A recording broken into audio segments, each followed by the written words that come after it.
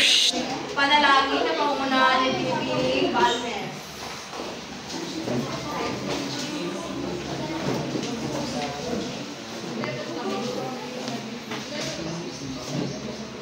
Let's start in the presence of the Lord, and the Father, the Son, the Holy Spirit, and the Holy Third God, we thank you God for this day. Samahin mo ang laging ang mga nabasa sa pagpapanalangin sa Lord. Pagkuhan ka namin throughout this day, give us knowledge and wisdom sa mga puso. Pagligay kami sa discretion of our namin pag-adlaw din mo. Isa pa man discussion kung galing ng pagkuhan din nila, give the knowledge and wisdom mo sa Lord. Show to Jesus' name. We thank you, God, we love you, Lord. Amen. Father, Son, and Holy Spirit. Okay, bago kayo umupo, ay siguraduhin nakahanay ang inyong mga upuan at walang kalat na makikita sa inyong mga upuan. So, bago ang lahat, ay magkakaroon na tayo ng energizer na pangungunahan ni Ginoong Sabiaga. Huwag po na kayo umupo.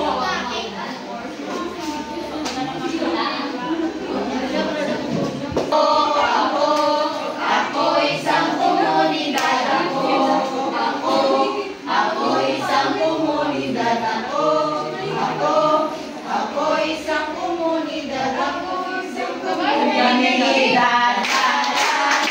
sumayaw-sayaw at sumayaw-sayaw katulad ng dagat, sumayaw-sayaw at umitak-itak, sumayaw-sayaw katulad ng dagat. Ikaw isang komunidad, ikaw isang komunidad, ikaw isang komunidad, ikaw isang komunidad. Sumayaw-sayaw at umitak-itak, sumayaw-sayaw katulad ng dagat, sumayaw-sayaw at umitak-itak, sumayaw-sayaw katulad ng dagat. Tayo isang komunidad, tayo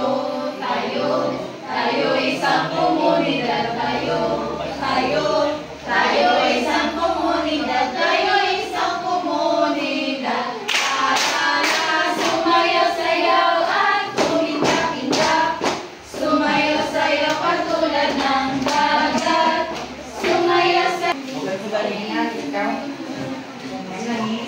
Okay, magandang umaga sa inyong lahat. Ngayon ay panibago na naman na araw. Ngunit bago ang lahat ay meron muna kami maunang gawain na ibibigay sa inyo at binabagatan namin ito hulaan ako. So, narito ang aming panuto. Ang klase ay hahatiin sa dalawang pangkat.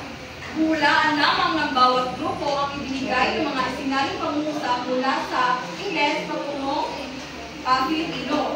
Tukuyin lamang kung anong uri ito ng pagsasalin. Ito ba ay literary pagsasalin o semantikong pagsasalin?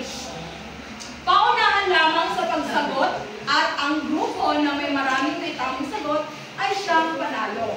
Maliwanag ba ang ating panuto? Yes. Okay. So, automatic na ito yung unang pangkat at saka ito ang pangalawang pangkat. So, meron akong ibibigay sa inyo ng mga papel na naglalaman ng letra, literal, at saka semantiko. At sa inyo. Paunahan lang po sa pagtaas ng inyong papel na may nakasulat na semantiko or literal na pagsasalin. Handa na ba kayo? Hindi pa. So again, handa na ba kayo? Handa na? Okay, narito ang unang tanong.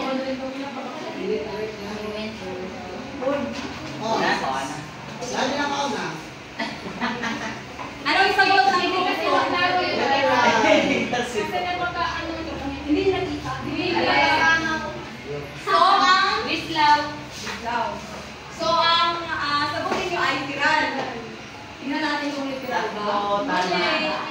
Correct! So, may unang punto, 1 point yun. Pangalawang pangkat. So, pangalawa,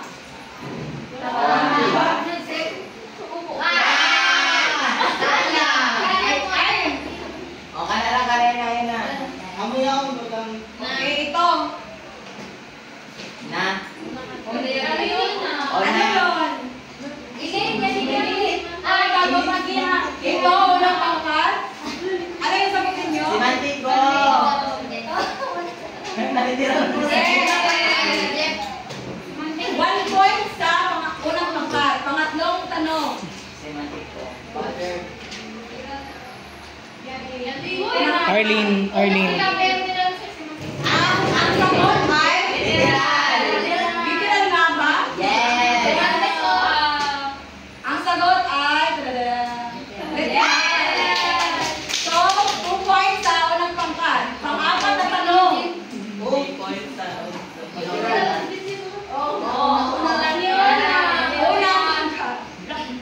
pangkat. Literal. Sino una? Ang sagutin nyo ay literal. So, yan natin. Correct. 3 points. Pang-limang tanong. Bakit?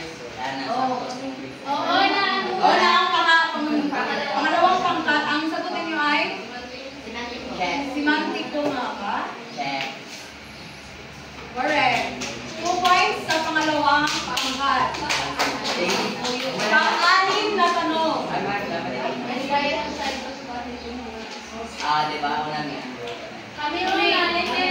Literal. Literal nga ba? Yes. Correct. 4 points. 4 points sa unang pangkat. Pang-pitong tanong. It belongs. Semantic Oh, ko. Lagi lang. Ano ang sagutin nyo? Literal. Literal. Pangalawang pangkat. Pangulong tanong. Sige. Oo. Ano sagutin nyo? Sure na? Yes. Kayo na semantic ko. Ano yung sagot ko? Semantic ko nga ba? Tingnan natin. Yes. Right, right. Para sa Ang na tanong. Ay na. Semantic ko. Literal. Tsaka una na sa semantic ko. Ano yung kayo? Sure na? Sure na kayo? Tingnan natin.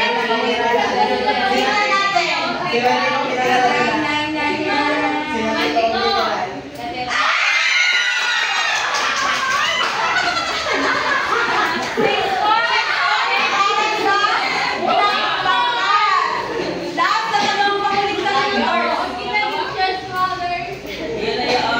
Ay, wala na pala. So, ang nanalo ay unang pangkat na may 6 na puntos. Palakpakan na lang siya.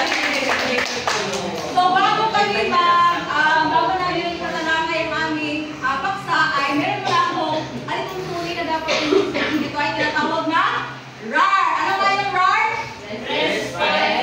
Aktibo at responsable. So, sa umagang ito, ang aming itatalakay ay patungkol lamang sa mga uri ng pagsasaling wika. Yung dalawa ay ating itatalakay, ako yung sa literal na pagsasalin, at si Binibini Corbera naman ang sa semantikong pagsasalin. So, mga uri ng pagsasaling wika. Bago yan, nandito muna yung aming layunin. So, sa pagtatapos ng talakayan, ang mga mag-aaral ay inaasahang una na ipapaliwanag ang kahulugan at kahalagahan ng literal na pagsasalin at semantikong pagsasalin. Pangalawa, nakagagawa ng pagsasalin sa isang teksto gamit ang parehong literal na pagsasalin at pagsasalin kahulugan. Pangatlo naman ay naipapakita ang pagpapahalaga sa tamang pagsasalin bilang kasangkapan sa epektibong komunikasyon. So, ang aking itatalakay ay, sinabi ko kanina, ako yung nakaatasan na tumalakay sa paksa tungkol sa literal na pagsasalin o literal translation. Ano nga ba itong literal na pagsasalin? Pagbasa? Pagsasalin sa pinakamalapit na tumbas sa gramatikanang So, ibig sabihin niya na ang literal na pagsasalin, ito ay paraan sa paraan ng pagsasalin ng istruktura ng pangungusap o ng gramatika. Ibig sabihin na ang simula ang lingwahe o ang panggramatika ng simula ang lingwahe ay isinalin sa pinakamalapit na tungo ang lingwahe o ang EL.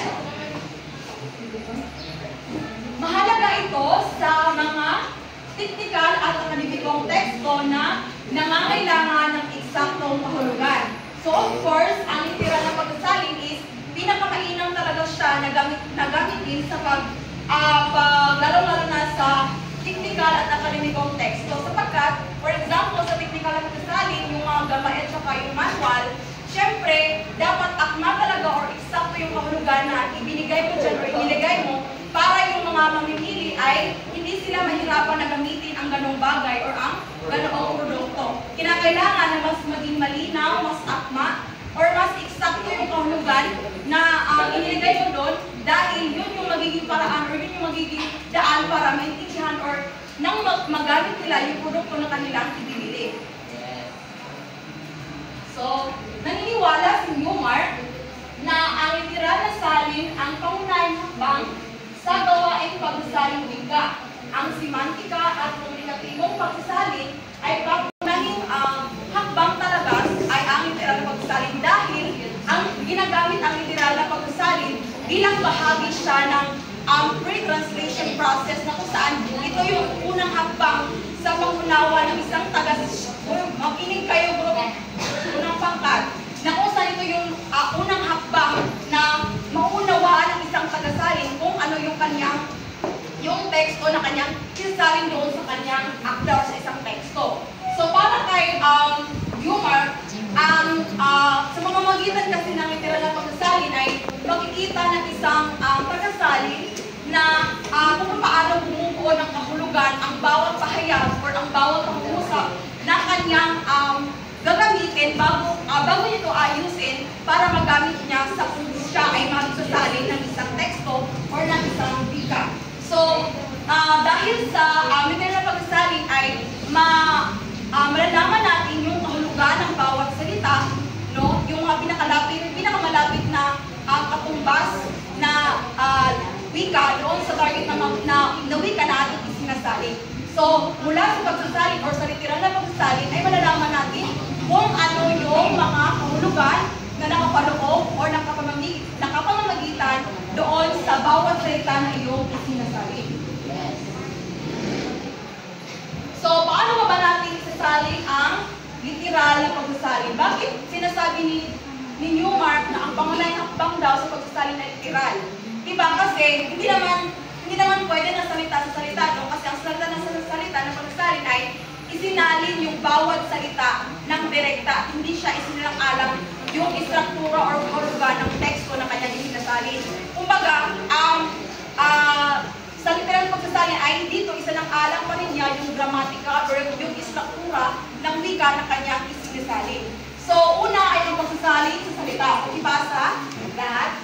Ang pinakamainam na gamitin sa diksyonaryo sa pagsasalin ito tulad ng mga diksyonaryong dalawang wika tulad ng English, Filipino Dictionary. So sa pagsasalin sa salita, ito na yung karaniwan natin na nakikita or nababasa sa Filipino or English to Filipino Dictionary. So ito yung makikita natin or karaniwan natin na nakikita na pinakagamitin na nilagay doon sa mga diksyonaryo. So halimbawa nito ay kung sa English,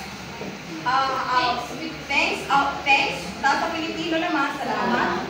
Beautiful, maganda. Language, or wika. So, sa ganitong halimbawa, makikita natin na direkta yung pagsasalin ng wika at saka makikita lang talaga natin yan yung mga salita sa English or Filipino na dictionary.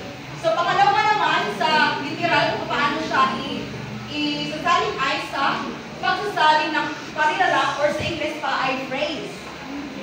So, halimbawa, kung sa English is English to Filipino siya, no? So, sa aking palagay, in my opinion or sa aking palagay, different from, naiibasa, then enter room sa silid.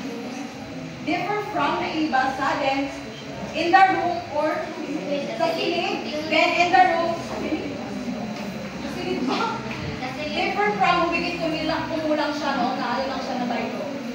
dito sa halimbawang ito ay makikita natin na tuwiran ang mga salita na isinasalin. No, na mula sa original na wika or sa Ingles patungo sa target na wika, which is yung Filipino. Pangako naman, pagsasalin ng pangungusap or sentence. So, ganito yung mga halimbawa. So, kung sa Ingles, there were 3 of us who came here yesterday. So, meron dalawa itong paraan kung paano sasalin ang literal pagsasalin sa pangungusap or sa sentence. So, una dyan ay ang salin literal. So, ibig sabihin na ito yung salin ng bawat salita sa text. So, kung makikita natin dyan is kung ang salin niya dito sa Ingles na there were 3 of us in yesterday, kung gagamitin ang salin literal, ito ay ang salin niya ay may 3 sa amin na dumating dito kahapon. So, makikita natin na literal talaga yung paggamit niya ng mga salita na makikita naman dito sa teksto or sa unang or sa simulang iboy which is in English. Tapos dito is literal na pagsasalin ng kanyang ginamit. Pangalawa naman ay ang salin minimal. Ibig sabihin yan na pansamantalang pagpupunay ng mga salita o pagdaragdag o pagbabawas ng salita o mga salita sa salitang literal. So, ibig sabihin na meron siyang sa salin minimal, merong ginamit ng isang tagapagsalin ang pagdaragdag o pagbabawas ng salita na kung saan para akma siya or magiging meron din yung or masusunod talaga yung struktura ng lingwahe na kanyang isasalin. So, doon sa Ingles na there were 3 of us who came here yesterday, kapag gamitin natin yung salin minimal, ang magiging salin niya ay may 3 sa amin ang dumating kahapon. So, pinaikli niya. So, meron siyang ibinawas, meron din siyang idinagdag. So, ang tawag dyan is salin minimal. Kapag sinasabi natin salin minimal, ano nga yun? May idinagdag or may pinaikli. Okay, very good. So, ang iba pang halimbawa, give me a piece of string. So, ang kanyang salin is pangitira talaga, bigyan mo ako ng kapirasong tali. So, ang halimbawa ito ay masasabi natin na salin literal. So, literal lang talaga kung makikita ninyo dito, literal yung kanyang pagpapahulugan. Dito naman sa pang-apat is the wind is blowing. So, maaaring ang kanyang sinalin ay ang hangin ay umiinit. Pangalawa, umiinit ang hangin or umahangin. So, meron siyang idinagdag, meron din siyang ibinabawas. Ang tawag dyan is salin minimal. Ang apat naman, or ang ibang halimbawa ay raining cats and dogs. So, ang kanya dito, ang sinalin ay umuulan ng pusa at aso. So, literal na talaga yung pagsasalin niya. So, sinasabi na kapag tayo ay sa literal na pagsasalin, sinasabi na isang pagsasalin daw ay sa pamamagitan ng pagsasalin na ito, pag-uri ng pagsasalin na ito, ay ang isang pagsasalin ay hindi talaga niya isinaalang-alang yung konteksto ng pahayag or yung teksto ng pangungusap. Sapagkat yung focus niya talaga lang dito is maisalin ang isang pahayag or ang isang pangungusap. Wala siyang ibang iniisip kung yan lang, hindi lang talaga yung pagsasalin niya. So, pang-anim ay, I went to the market to get fruits. So, ako ay pumunta, went to the market, sa palengke, to get para kumuha fruits ng putas. So, kung mapapansin natin dyan is, isa-isa talaga siyang ang isinalin. Bawat salita ay isinalin sa literal pagsasalin sa konteksto, sa pangungusap na ito. So, panghuli ay ang pagsasalin mula sa Pilipino sa Ingles. So, narito siya. Kung paano gagamitin ang literal na pagsasalin mula Pilipino hanggang sa Ingles. So, Pilipino, 3 kaming dumating dito kahapon. So, ang unang salin niya is 3 of us came here yesterday. So, ang pangusap kami ito ay nasa strukturang Pilipino. So, ang pangalawa naman na salin niya dito sa pangusap na ito, na 3 kaming dumating dito kahapon ay there were 3 of us who came here yesterday. So, ang pangusap na ito daw ay nasa strukturang Ingles ng, kung mapapansin ninyo, ang ganitong pagsasalin na nakikita na rin natin doon sa previous na halimbawa. So, meron ba kayong katanungan? Kung wala na ay, so,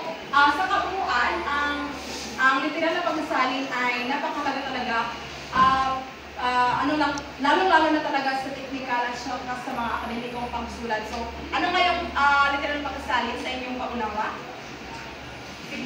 Para sa akin, ang literal na ito ay parang sinalin ko ito sa pinakamalaki na kapuluran ng isa. Kung ang pinakabasa rin nila, sinasali nito. Palakpakan naman natin sa So, sa madaling salita, ang literal na pagkasalin, ang bahayag sa simula ang lingwahe, ay isinalin niya sa pinakamalapit na tunguhang or pinakamalapit na tunguhang nga sa teksto ng kanyang pagsasalinan. So, kung wala na kayong tanong, ay doon na nagtatapos ang ating pagkukulan. Maraming salamat sa inyo.